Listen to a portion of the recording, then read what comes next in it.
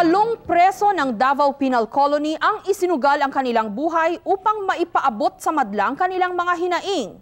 Nagkamali nga lamang sila sa paraang pinili, ang kumuha ng bihag, dahil bago nila namalayan, ang tayaan ay tumaas na ng biglaan.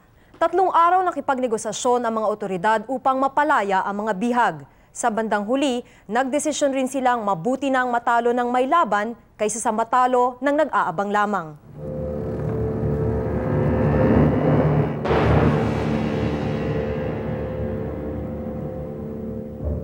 Nabasag ang katahimikan sa prison farm sa Davao del Norte.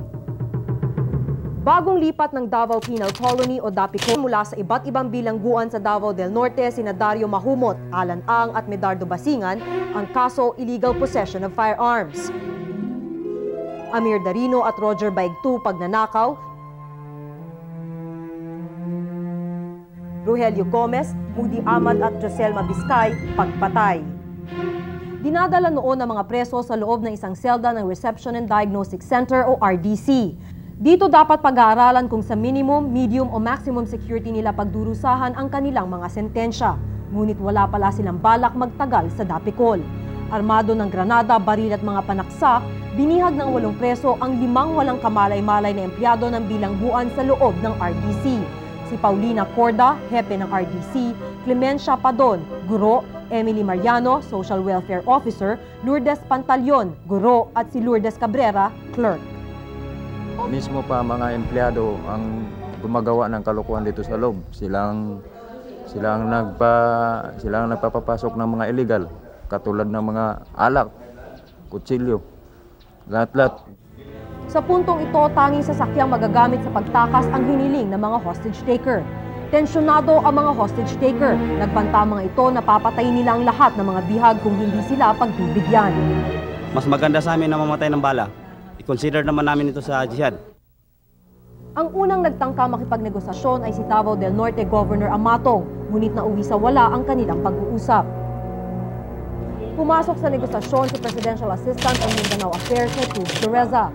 Nanggaling sa isang okasyon si Dureza nang itawag sa kanya ito ni Governor Amatong. The main work is to see to it that the hostages are freed from harm, secured, and my main work now is to see to it that we end this in the most peaceful manner as possible. Sa unang pagkakataon na makausap nila si Dureza, binuhos ng mga hostage taker ang kanilang mga sama ng loob. Inisa-isa rin nila ang iba pa nilang kahilingan. Tanggalin si Superintendent Jose Poblacion bilang jail warden. Abusado umano si Poblacion at masyadong malupit magparusa sa kaunting pagkakamali. Magtayo ng moske sa loob ng bilangguan. Magkahiwalay na preparasyon ng pagkain para sa mga presong Muslim. Ilang beses na raw nahaluan ng pagkaing bawal para sa Muslim tulad ng baboy ang kanilang pagkain. Ibigay sila sa kustodiya ni MILF Vice Chair Alhaj Murad at ma-interview ng media. Samantala, tahimik namang naghihintay sa labas ang mga kamag-anak ng mga bihag. Sa labas ng mga rehas, nag-aabang ang mga kapatid ni Emily Mariano, kasama ang 2 niyang anak, sina Eliza at Kizea. Nakapasok sa loob ng RDC compound ang kapatid ni Paulina Corda. I was able to talk to these people 2 times. And generally, nag-insist talaga sila na freedom. Ang unang ibinigay ng pamahalaan ay ang pagtanggal kay Superintendent Jose Poblacion bilang jail warden. Hiniwalay ang pagkain ng mga presong Muslim at pinapasok na ang media sa loob ng RDC compound. Pinakausap ni Dureza ang isa sa mga hostage taker kay Murad sa pamamagitan ng kanyang cellphone. Hiningi ng mga preso kay Murad na ilagay sila sa kanyang kustodiya, ngunit tumanggi si Murad. Bilang kapalit sa pagbigay ng gobyerno sa mga kahilingan ng mga hostage taker, hiningi ni Dureza na mapakawalan ang kahit 2 bihag, ngunit hindi pumayag ang mga hostage taker dahil ang gusto talaga nilang mangyari, makawala mula sa Dapicol. Kasi kung sumuko man kami, dapat doon sa kanya. Ayaw namin sa NBI at ayaw namin sa mga military. Wala kaming tiwala sa mga military. Nang makausap na ng media ang mga hostage taker, tuloy-tuloy na dumaloy ang mga daing tungkol sa pamamalakad sa bilangguan. Tapos yung pagkain namin, hindi kami turing parang hayop. Pag may pagkakamali kami, papasok ka sa Bartolina. Kaya nga ginawa namin ito para mabigyan ng ibigay ang demand namin ng mga Islam na i-separate ang brigada namin at saka makagawa kami ng sariling masjid, yung tinawag mosque. Sa 3 araw ng pagsasama ng mga preso at bihag sa loob ng maliit na selda, masasabing napalapit na ang loob ng mga bihag sa mga hostage taker. Wala na ang takot, sanay na sa isa't isa. Nagbago ang attitude during the negotiation, and I'm very much happy. During the negotiation, gradually nagbago ang mood, nag-change ang mood. So nawawala na yung kanilang katapangan, nawawala na yung So nakuha namin ang confidence nila, we become friends, nagka-istorya-istorya. Pero ang amin, honest to goodness, we will really help them na hindi sila madisgrasya. Ngayon hindi na sarili lang namin ang iniisip namin na ma-save. We want also to sila ma-save din namin.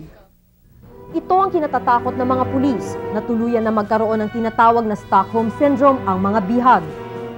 Sa Stockholm kasi, during the bank robbery situation, after 131 hours na nagkaroon ng hostage taking situation, yung mga victims or hostages were already in sympathy with the bank robbers or the hostage takers. So yan ang mahirap. Actually, galit sila sa pulis o kung sino magre-rescue dyan. Lingid sa kaalaman ng mga hostage taker, nagpanggap na mga taga-media ang ilang pulis para makalapit at mapag-aralan ang mga kilos ng mga hostage taker.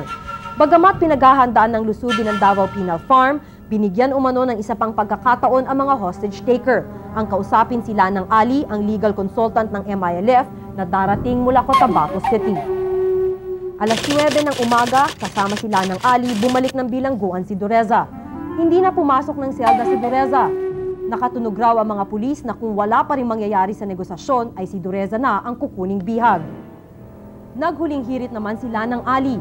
Kung papakawalan ng mga bihag, hindi sila makakasuhan ng serious illegal detention na makapagpapagrabe sa kanilang mga sentensya. Hindi pumayag ang mga hostage taker. Lumabas ng Penal Farm sina Dureza at Lanang Ali. Pumosisyon na ang anti-terrorist team ng Davao Regional Police. Para makalapit, nagpanggap ng mga tagahatid ng pagkain ang ilan sa mga pulis. Nabalisa ang mga hostage taker na makita nila na bago ang mga mukha ng mga naghatid ng kanilang pagkain. Nagsimulang magbanta mga ito na papatayin nila ang lahat ng mga bihag.